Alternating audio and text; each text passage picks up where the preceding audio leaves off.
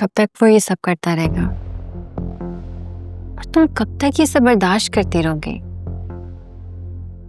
तुम मुझे इस तरह से अंदर क्यों ले आई?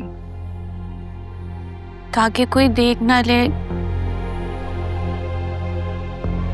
आप मुझसे मिलती हैं और शकील को भी ना पता चले। मेरे मिलने की वजह तुम जानती हो। मैं चाहती हूँ कि तुम इस जुल्म के खिलाफ आवाज उठाओ। कहीं ऐसा ना हो कि वो तुम्हें मार दे। लेकिन मैं जाऊंगी कहाँ? मेरे पास तो रहने का ठिकाना भी नहीं है और ना ही मेरे वालिदैन मुझे रख सकते हैं। आप समझ नहीं सकती, मेरे मसाइल बहुत बड़े हैं। मैं हिम्मत नहीं कर सकती। ये सब कुछ तुम सोच रही हो, लेकिन ऐसा कुछ नहीं है। तुम इस कैद से निकल सकती हो, एक अच्छी जिंदगी गुजार सकती हो, और तुम्हारी रिहाइश का भी कोई मसला नहीं है। मैं तुम्हारे लिए सब कुछ करूंगी। देखो, मेरे पास हमेशा के लिए रह सकती हो तुम, लेकिन इस जगह से निकलने के लिए तुम्हें खुद हिम्मत करनी होगी। क्या क्या सच में आप मुझे रख लेंगी? हाँ। नहीं, लेकिन शकील तो मुझे मार देगा। ऐसा कुछ नहीं होगा, मैं तुम्हें कुछ नहीं होने दूंगी। तुम्हें हिम्मत करनी होगी, इस कैद से निकलना होगा। शकील के खिलाफ गवाही देनी होगी। ऐसा कर पाओगी? ऐसे लोगों को सजा मिलनी चाहिए। लेकिन मैं शकील के खिलाफ नहीं कह सकती। वो मेरा एहसास करता है, मेरे वालिद की दवाइयों के पैसे भी देता है। वो एहसास नहीं कर रहा तुम्हारा, बेवकूफ बना रहा है तुम्हें। तुम्हारे बुनियादी हकूक पूरे नहीं कर रहा। तुम्हारे साथ तो जानवरों वाला सलूक कर रहा है वो। कैसे करूंगी मैं? मुझे बहुत हिम्मत चाहिए। देखो सबा, तुम्हें हिम्मत करना होगी, शकील के खिलाफ आवाज उठानी होगी। और तुम्हारे ऐसा करने से उन औरतों को हौसला मिलेगा जो अपने घरों में अपने शौहरों से मारे खा रही हैं। तुम्हें उन लोगों के लिए मिसाल बनना है। अच्छा बाजी, मैं सोचती हूँ इस बारे में। देखो सबा, अगर मैं अभी चाहूँ तो शकील को सलाखों के पीछे डाल सकती, लेकिन मैं ऐसा नहीं कर सकती क्योंकि हमारे पास उसके खिलाफ कोई सबूत नहीं है। अगर तुम गवाही दोगी तो हम ऐसा कर पाएंगे।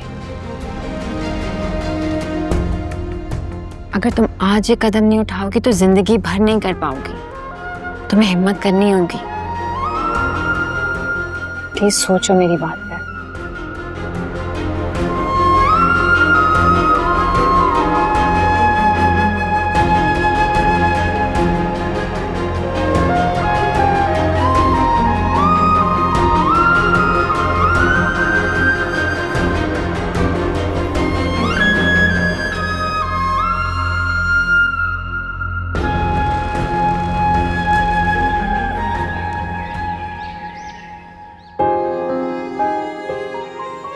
मुझे आंटी से खुद बात कर लेनी चाहिए अपनी अम्मी के बारे में। शायद वो साहिल को इनकार ना कर सके, लेकिन अगर आंटी दिल से राजी नहीं होगी तो कहीं घर का माहौल ना बिगड़ जाए। पता नहीं क्या है, हादिया का फोन लग ही नहीं रहा। सिग्नल्स का इशू होगा। यही है। आंटी, मुझे आपसे मशवरा करना था, बल्कि आपकी राय चाहिए। मैं चाहती हूँ कि मैं अपनी अम्मी को हमेशा के लिए अपने पास ले आऊं। आपको तो पता है ना, वो अकेली होती है, मुझे हर वक्त उनकी फिक्र रहती है। अरे बेटा, इसमें मशवरा लेने की क्या बात है? तुम उनको बुला लो और कहो कि हमारे साथ ही रहे। ठीक है आंटी, बहुत बहुत शुक्रिया। बल्कि अम्मी को ये सब मुनासिब नहीं लगता। वो कहती हैं कि लोग क्या सोचेंगे। मैंने इतनी बार समझाया लेकिन वो मानती नहीं है, तो इसीलिए मैंने सोचा कि पहले आपसे और साहिल से परमिशन ले लूं।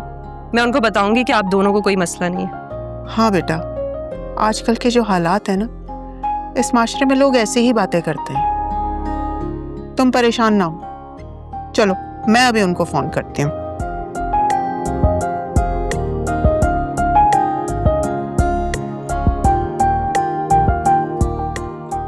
अगर इंसान की नीयत अच्छी हो और वो मुसलसल अल्लाह से दुआ करता रहे, अल्लाह अपने बंदे को नाउमीद नहीं करता। मैंने कभी सोचा भी नहीं था कि ये सब इतना आसानी से हो जाएगा। हमें तो आपसे मिलने आना ही था। आपकी बेटी हादिया बहुत समझदार और प्यारी है, भाई जितनी भी तारीफ की जाए कम है। बिल्कुल ठीक कह रहे हैं आप। ये है ही इतनी प्यारी, मेरे पास रही है, कभी जो शिकायत का मौका दिया हो।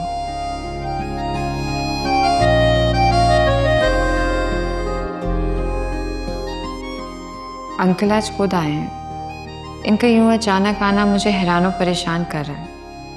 अंकल तो इस तरह से कभी बाहर जाते ही नहीं है।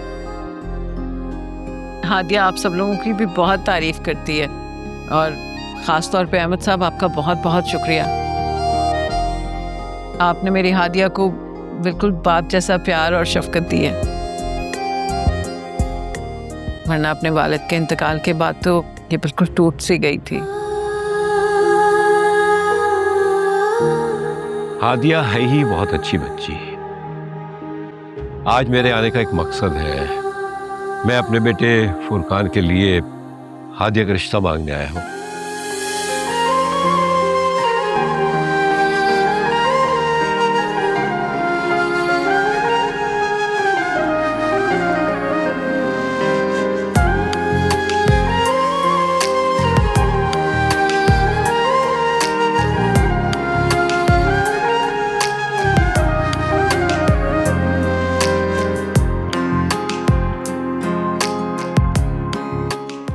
और उम्मीद करता हूं कि आप लोग इनकार नहीं करेंगे।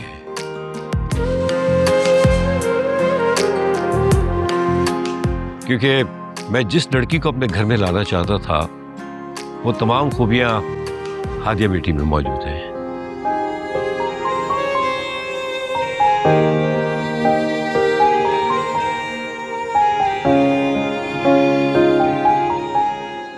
मैं बहुत शुक्रगुजार हूँ अहमद साहब कि आपने मेरी हादिया को अपने ख़ानदान में शामिल करने की ख्वाहिश का इजहार किया।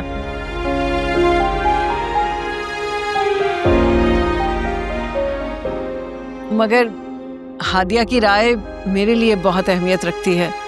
मैं उसकी मर्जी के बगैर कोई फैसला नहीं करूँगी।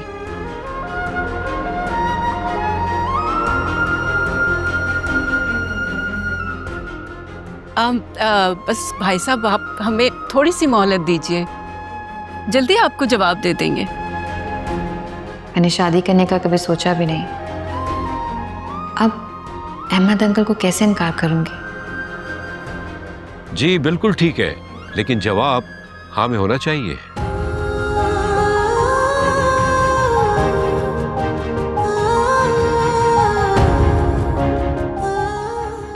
जी जरूर, क्यों नहीं।